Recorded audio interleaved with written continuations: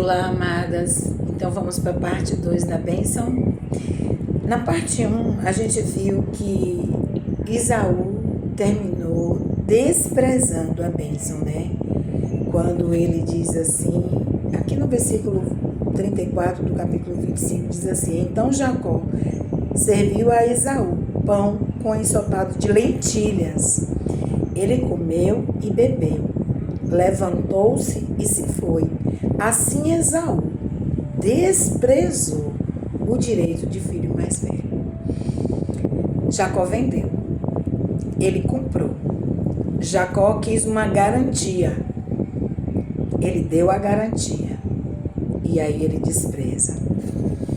E aí a história aqui, os versículos falam sobre a bênção de Isaac, pessoas que depois reconheceram que a bênção, onde Isaac chegava, sabia que a bênção de Deus estava sobre a vida de Isaac. Mas eu quero me concentrar nessa bênção de Jacó, que foi dada a Jacó. E aí que veio de Abraão, passou por Isaac e chega até Jacó. E aí o que acontece? Primeiro, Isaac fica velho. A Bíblia vem nos dizer lá no capítulo 27, diz assim: Tendo Isaac envelhecido, seus olhos ficaram tão fracos que ele não podia enxergar. Gente, Moisés, a Bíblia vai falar que Moisés morre aos 130 anos e as vistas dele eram excelentes. Abraão fala que a morte de Abraão, ele morreu com ditoso dias, entendeu? Dias felizes, não fala de doença, nada disso dele. E aqui fala que Isaac ficou sem poder enxergar. Eu entendi que o Senhor permitiu que isso acontecesse para o que vai se seguir. Notem, ele chama Esaú, o filho mais velho, e diz: Meu filho. Ele respondeu: Estou aqui. Disse-lhe Isaac: Já estou velho e não sei o dia da minha morte. Pegue agora suas armas e vá ao campo caçar para mim. Prepare-me uma comida e depois eu vou te abençoar. No entanto, Rebeca ouve. Vamos lembrar que ele preferia Esaú por causa da caça e Rebeca simplesmente preferia Jacó. E ressalto, não é para nós termos preferência pelos nossos filhos a fim de que causemos disputas em nossos lares.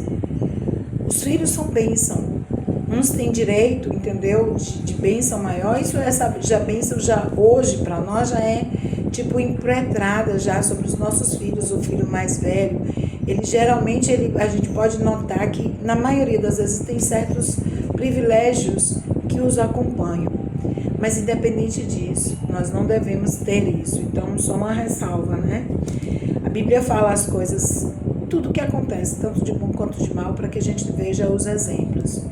E aí Rebeca ouve, e o que ela faz? Ela chama seu filho Jacó. Nesse momento, Esaú saiu para caçar.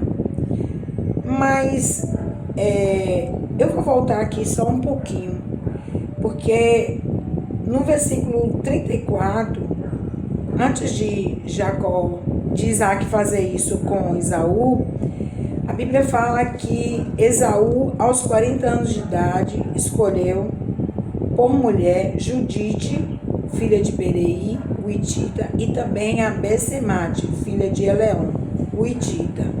Elas amarguraram a vida de Isaac e de Rebeca. Gente, Isaac só tinha uma mulher, Rebeca. Por que Esaú, né, já foi para poder ter duas mulheres e duas mulheres que não eram da linhagem deles? Vamos parar e pensar o comportamento que Esaú já tinha, que não era um comportamento padrão. Abraão teve uma mulher só. Só quando Sara faleceu que ele veio ter outra mulher. Isaac também só teve Rebeca. E aí quando chega Esaú já tem duas que não é da linhagem. E aí o que Rebeca faz quando ela ouvindo o que Isaac dizia a seu filho Esaú? Quando Esaú saiu para o campo caçar, Rebeca disse ao seu filho Jacó: ouviu seu pai dizer que ia abençoar Esaú. E aí, o que acontece é que ela traça um plano. O plano da bênção não vem de Jacó. Jacó comprou, gente, a bênção. Mas o plano para adquirir, ele não ouviu nada. Ele não sabia, né, como essa bênção chegaria até ele. Ele só simplesmente comprou. Mas Deus viu. E aí é Rebeca que traça o plano. E quando ela traça o plano, ela pensa em tudo. Ela pensa que um filho era peludo. Ela pensa, entendeu, no cheiro que Esaú tinha. Tanto que ela fala para ele somente ir pegar o que ela precisava. Ela ia fazer o guisado do jeito que Isaac gostava. Então ela cozinhava bem, né? Como Esaú. E aí ela faz as coisas conforme tem que ser, mas o plano veio de Rebeca. E aí quando ela vai, né, que ela projeta tudo, diz assim, ó. E aí é onde Jacó teme. E ele fala: disse Jacó a Rebeca, sua mãe, mas o meu irmão Esaú é homem peludo, e eu tenho pele lisa. E se meu pai me apalpar? Vai parecer que estou tentando enganá-lo, fazendo-o de tolo, e em vez de bênção, trarei sobre mim maldição. Disse-lhe sua mãe: caia sobre mim a maldição, meu filho. Faça apenas o que eu lhe digo. Vá e traga para mim. Rebeca demonstra mais uma vez que ela sabia o que estava fazendo.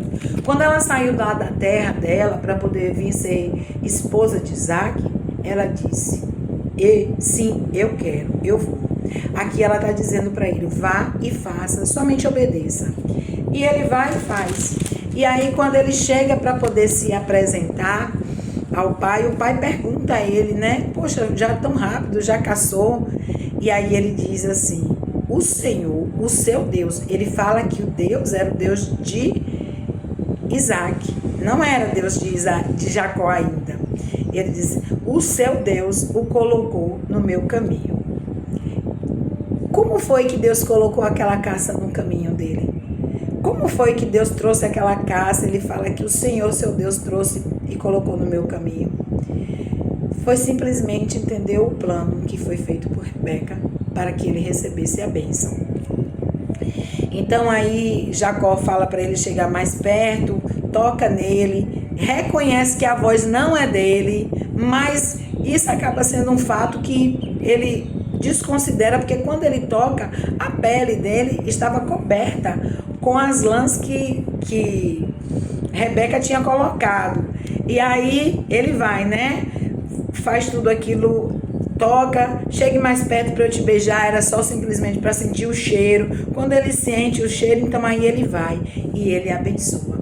Abençoa, entendeu? Para que ele, olha só, que o Senhor lhe conceda o céu, do céu o orvalho, e da riqueza com muito cereal, e da terra a riqueza com muito cereal e muito vinho.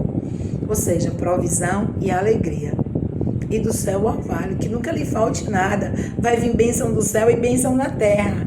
E aí ele fala, entendeu? Para que os irmãos dele se encurvem sobre ele, que ele seria maldito todo aquele que amaldiçoasse Jacó, e bendito todos aqueles que abençoares Jacó. E assim completa a bênção. Logo de repente chega quem? Esaú. E quando Esaú chega, gente, Jacó já tinha abençoado. E aí ele começa a chorar de amargura e implora ao seu pai, né, a bênção, que já não é mais podido dar. Esaú fala uma coisa. Quando ele chega no versículo 36 aqui, ele fala: primeiro tomou o meu direito de filho mais velho, e agora recebeu a minha bênção. Ele disse que primeiro ele tomou. Não, ele não tomou, ele comprou. Ele pode ter sido astuto porque ele comprou, mas ele comprou. E ele comprou com garantia. Ele não comprou só simplesmente por uma fala de uma pessoa que estava em uma condição que poderia depois mudar de decisão. Não, ele fez ele jurar. E quando ele jurou, ele comprou. Então, gente, a gente precisa atender ao Senhor e não nos deixar levar pelas circunstâncias que muitas vezes nós passamos e acreditar mais nas circunstâncias do que naquilo que o Senhor fala, na bênção. Então, quando Esaú fala assim, ele tomou, ele se esqueceu que ele comprou e Deus estava lá, e Deus viu. E Deus disse que ele desprezou, desprezando assim a bênção. Então, se Deus manda uma bênção para mim e eu não luto por ela, eu não tomo posse, eu não valorizo, eu desprezo. Então, a gente tem que ter cuidado para não estar sendo como Esaú. Deus está nos abençoando, mandando uma bênção, a gente tem que tomar posse dela, valorizar, cuidar. Você tem cuidado das bênçãos que Deus lhe deu? Você tem cuidado do seu casamento, do seu marido que Deus lhe deu? Da sua casa que Deus lhe deu? Dos seus filhos que Deus lhe deu? Dos bens que Deus lhe deu? Como é que você tem tratado as coisas que Deus tem dado? O ministério que Deus lhe deu, você tem cuidado? A gente precisa refletir sobre isso, para não desprezar a bênção de Deus sobre as nossas vidas. Somos abençoadas com todas as sortes de bênçãos espirituais nas regiões celestiais, e isso foi conquistado por Cristo na cruz por nós. Somos mais do que vencedores em Cristo Jesus. Exalamos o bom perfume do seu conhecimento por onde passarmos. O Senhor já levou sobre si todas as nossas enfermidades. Vamos tomar posse e vamos valorizar a bênção. Em nome de Jesus. Beijo no coração. Sempre.